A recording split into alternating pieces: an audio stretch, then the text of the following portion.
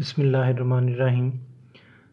हमारा सिलसिला जो चल रहा है बाइनोमियल थ्योरम का, उसमें हमने ये सीखा कि अगर हमें कोई दो रकमें दे दी जाएं, वो आपस में प्लस हो रही हों या माइनस हो रही हों और उनकी कोई पावर आ जाए तो उसको किस तरह एक्सपेंड करते हैं और किस तरह उसकी टर्म्स मालूम करते हैं। जैसे कि ये क्वेश्चन है, अगर मैं कहूँ कि इसको एक्सपेंड करें तो इसको देख के हमें अंदाज़ा है कि इसके जो एक्सपेंड कर लेंगे बाइनोमियल थ्योरम लगाकर तो इसकी हमारे पास 11 टर्म्स आएंगी।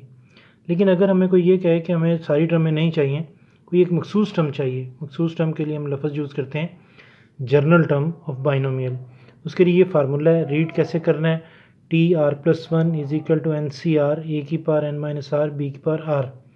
अब ये A, B, N और R ये क्या हैं, ये अगर हमें समझ आ जाए या हमें कोई समझा दे तो हम इसमें पुट करेंगे और आंसर आ जाएगा और वो वाली टर्म आ जाएगी जो उसने डिमांड की होगी। एक एग्जांपल में इसको देखते हैं कि कैसे हम इस पर काम करते हैं।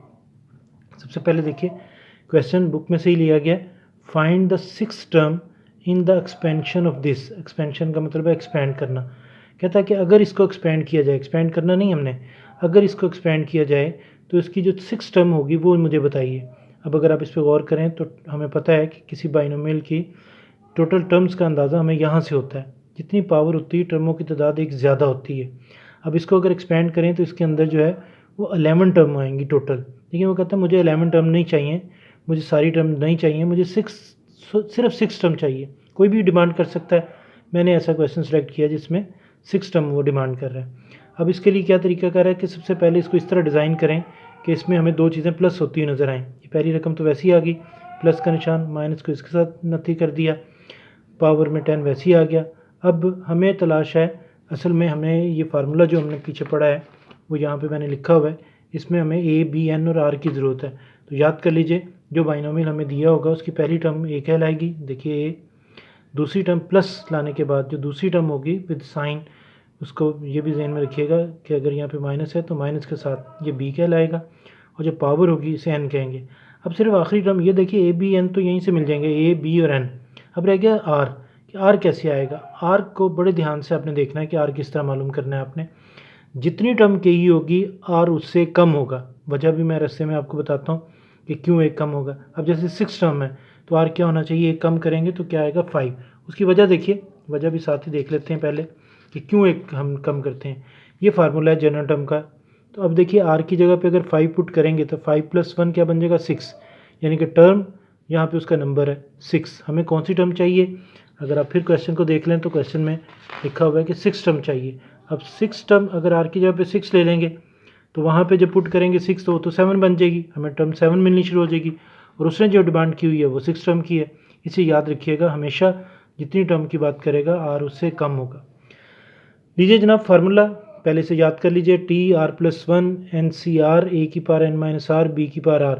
वैल्यू पुट कर दी। देखिए इस स्टेप में मैंने कोई काम नहीं किया, N की, R की, A की, B की, N की, R की वैल्यू पुट की हुई हैं।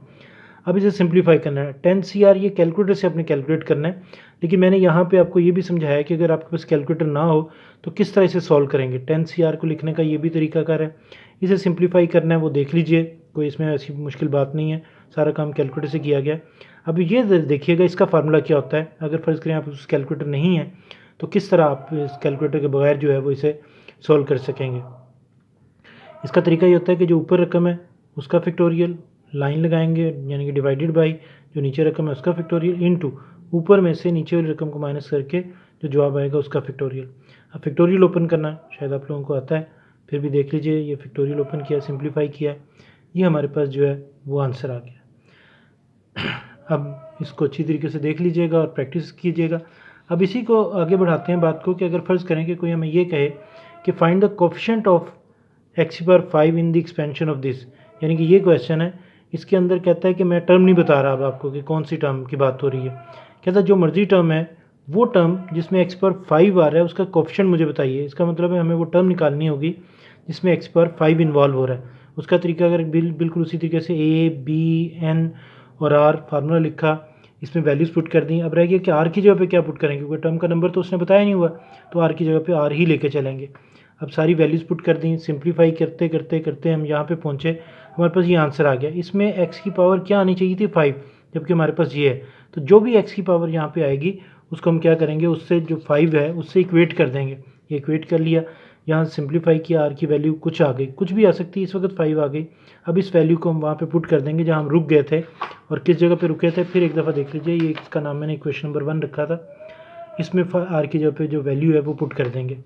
ये वैल्यू पुट कर दी। अब इसको सिंप्लीफाई किया, सिंप्लीफाई आपने खुद से करना है, कैलकुलेटर की मदद से कर लीजिए, मैंने तो सारा बगैर कैलकुलेटर के किया, कैलकुलेटर की मदद से कीजिए। अब करते करते सिंप्लीफाई करते हम यहाँ तक पहुँचे। अब देखिए ये कौन सी टर्म आ गई, हमें उसने नहीं पूछा था कि टर्म बताइए कि क्या नंबर है उसका, वैसे हमें पता है कि कौन सी टर्म है, लेकिन उसने कहा था वो टर्म निकालिए जिसमें एक्स पर 5 इन्वॉल्व हो रहा हो, तो वो टर्म आ गई। अगर तो वो कहे टर्म निकालिए जिसमें एक्स पर 5 इन्वॉल्व हो रहा हो, तो ये जवाब आ जाएगा। लेकिन अगर कहे कोई कहे कि मुझे जनाब इसका कोफिशिएंट बताइए उस टर्म का जिसमें एक्स पर 5 इन्वॉल्व हो रहा है, उसका कोफिशिएंट बताइए, तो कोफिशिएंट किसे कहते हैं, जो शुरू में चीज़ लिखी होती है वो, तो coefficient of the term involving this. यानी कि इस क्वेश्चन में मैंने 2 क्वेश्चन को कवर किया है। एक वो कि अगर फ़र्ज़ करें कि वो ये हमें कह दे कि वो टर्म मालूम कीजिए जिसमें एक्स पर 5 आ रहा हो, तो यहाँ पे जवाब को छोड़ दें। और अगर कहे नहीं जी मुझे तो कोफिशिएंट बताइए उस टर्म का जिसके अंदर इन्वॉल्व हो रहा है एक्स पर 5, तो फिर हम क्या करेंगे, एक स्टेप और करेंगे और ये जो कोफिशिएंट है उसे उठा के आगे लिख देंगे, और इस तरीके से हमारे पास जो है वो आंसर आ जाएगा। तो जनाब ये हमने जो टॉपिक शुरू किया था बाइनोमियल थ्योरम, वो आज ख़त्म हुआ। उसके अंदर हमने बाइनोमियल थ्योरम से एक्सपेंड करना सीखा, और फिर अगर कोई मखसूस टर्म हमें कह दे जिसके लिए हमने लफ्ज़ यूज़ किया जनरल टर्म, तो वो किस तरह मालूम करनी है वो आज के लेक्चर में किया। अब आप इसके क्वेश्चन की प्रैक्टिस कीजिएगा, और अगर कोई प्रॉब्लम होगी तो फिर आप मेरे साथ कमेंट्स में शेयर कीजिएगा अपनी प्रॉब्लम।